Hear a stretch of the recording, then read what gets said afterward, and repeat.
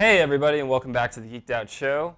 I'm your host, Brandon Billingsley. And I'm Nate Campbell. And this week we're going to be talking about the MouseGuard series, written and illustrated by David Peterson and put out by Archaea, the same publishing company that puts out the lovely Return of the Dapperman. Thank you. I don't know why I blanked on that. But let's see here. MouseGuard follows the civilization of anthropomorphic mice, or a civilization of anthropomorphic mice. For any of you who have read the Redwall series, is familiar, or Watership Down, or Yeah. I feel like there's another one I'm missing. Rats of Nim. Rats of Nim. Yeah, for anybody who's read that, or has ever been a child, I suppose, familiar with this premise, anthropomorphic mice. It's a medieval setting, typical with your anthropomorphic mice. I feel like that's a pretty typical setting. It's very, it's a classic medieval fantasy setting. You got your swords and your, well, there's no magic actually. There's no magic, which is interesting. That would actually make them more Jedi-like. Yeah. Than they really are. Well, they are kind of Jedis. They are. I digress. We come into the story just after a devastating war with the weasels. And the MouseGuard are trying to keep the civilization safe and together. And they act as a sort of infrastructure of diplomats and escorts and military. But They act like Jedi. yeah, they do act like Jedi. They really, I mean, that's what I thought. A lot. There's a lot of similarities between them and the Jedi. But more like Jedi from episodes 4, 5, and 6. 4, 5, and 6. Yeah. Well, I guess before. Well, yeah, no, I guess Before- before, just better written, better written, more well written. You're the English. Yeah, I'm screwing that up. But anyways, the mice civilization in this particular story, in these particular stories, in the 1152 era, is rife with economic woes, financial woes. There's infrastructure issues. People are upset with the status quo. The political discontent. And then all there's the things just that all make the, sort of the outside world of snakes and eagles and. which we actually haven't seen too much of. I think you get to see a lot more of it in here. Yeah. Mm-hmm.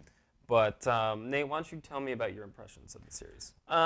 Getting into it, I enjoyed it. I really like the art. It's really well designed. I'm a huge comic book person, so I didn't have any troubles reading through it. I know you had. I did have some issues with the pacing of it.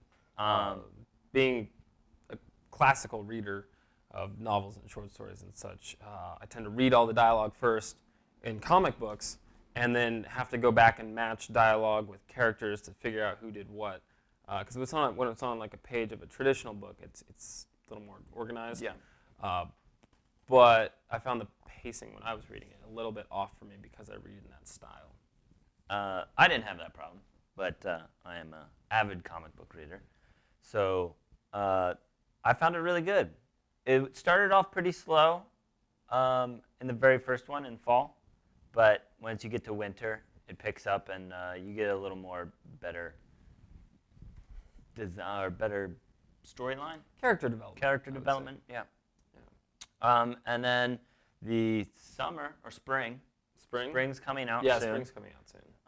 But then they have this Legends of the supplement, which is kind of a bunch of little short stories of a bunch of different artists. So David Peterson got all his artist buddies and fan art. Yeah, it's a bunch of different artists.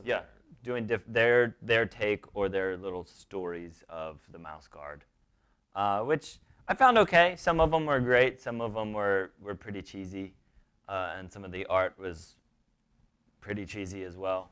But I flipped through that. I didn't actually read it. Yeah. And I flipped through there, and I found some really cool art in there that I liked.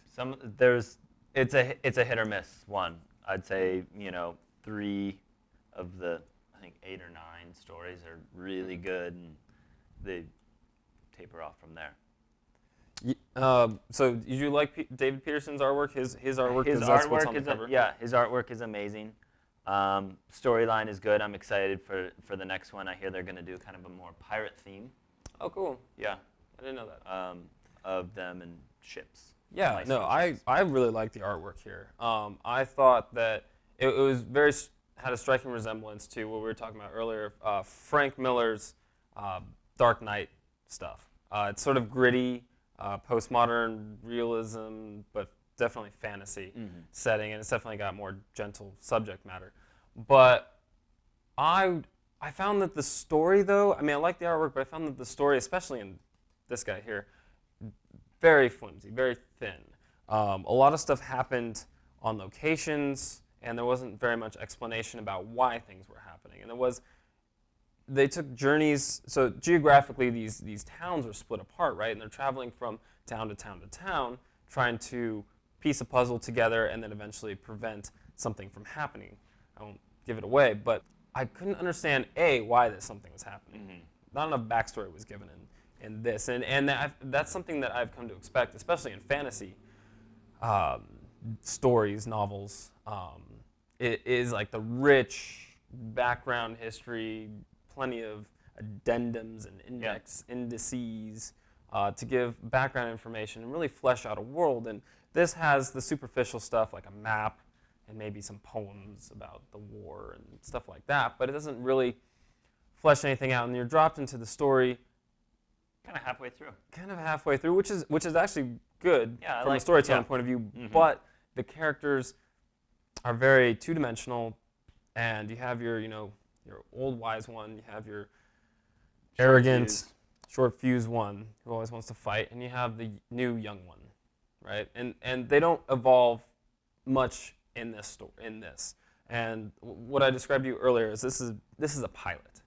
It really is a pilot, and it's a bad pilot at that. As far as storytelling goes, artwork great, storytelling, yeah. But you got to give it to David for finding out all the flaws of this one and kind of addressing them. He does. He's definitely addressing them in. I feel like someone did tell him what the problems were in this. And when you come up to Winter over here, he addresses a lot of those, and a lot more dialogue comes out that shows who these characters are and their feelings and their relationships. And there is an evolution of the characters too. They do grow a little bit more in that one, in Winter. And I did appreciate that, and I certainly like Winter 1152 a lot more than this guy. I mean, this guy I would give maybe 2.5 stars. That guy I would give 3.5 easy. Like I said, artwork solid. What was the other thing I complained about? There was something else. Oh, right. So the reading level is definitely targeted towards a young adult or adolescent audience. But there are some weird things that are juxtaposed in this one, not so much that one, but this one, where you have the mice drinking a lot. And there's some rather violent frames, especially where like they cut open the snake and they're like, oh, he's in there, dead. But it's like it's sort of, it brings the maturity level higher to like a teen audience, or whatever we are, and young 20-somethings. 20-somethings. It's like, oh, look, there's a half-digested mouse in this snake. Like, it brings the reading, the content level up to here, but the actual form of this one especially is young adult, because it's very linear, very simplistic. This happened, this happened, this happened. We go to this town, we find this person, we get in a fight, we get captured, we do this, we do that, we do this. But then, like, and it's very simplistic, very straightforward. Chapter book style. Yeah, but then you have these weird moments of adult content, teen content, which doesn't necessarily match up to what's being told in the story. And I found that was off for me. It didn't sit well with me. Well, come to think of it, if you've ever looked through some of your old comic books that you had into your kid, and you're like, oh, Spider-Man. Oh, there's Spider-Man waking up, leaving Mary Jane's house. Well, yeah, but you don't think anything of it, not but you're like, Mary oh Jane's man, house Spider-Man and Mary Jane totally got it on last night. It's like implied, or even it's implied, but he's not leaving Mary Jane's house with the fucking Jimmy, strapped to, hanging from his ankle. True. And then I was just thinking about this the other day. Dumbo and the pink elephants. Yeah. Dumbo got fucking trashed. He got trashed, and I had no idea that he was drunk for the longest time watching Dumbo. But those act as like centerpieces, right? In here, though, in here though, it's almost a throwaway thing. Like, oh, you know what? I'm not just writing a kid's novel. Mm-hmm. This is actually more for adult people. So we'll just throw this in there. It's like a Okay. little pepper on the chicken because the chicken's bland. That's what that was. Okay. Put it in terms yes. you can understand. Thank Little you for salt, putting it little pepper. put it in food terms. Thank Yeah, you. no Thank you. problem. But you know, I'm excited too about spring, Mm-hmm. especially after reading Winter 1152. It's a good ramping up of the Mm-hmm. story and of the characters, and I am excited. I will be reading that one, and hopefully we'll be able to talk about it Yeah. on the show soon. But do you have any final thoughts? Go to a bookstore and read that. Don't buy it. Yeah, don't buy it. Buy Winter if you really like it, and then this one, I wouldn't buy this. Yeah. No. Okay. After reading through it, I'd be like, I'm kind of disappointed. It's kind of nice to have the whole set if you like to collect the whole set. Yeah, I'm a collector. Yeah. I'm But retarded. it's good. It's expensive. Yeah. Anyways, Return of the Dapper Men next episode. Until then, have a good night. Ish. Day, Day. morning, Bye. in case we don't see you.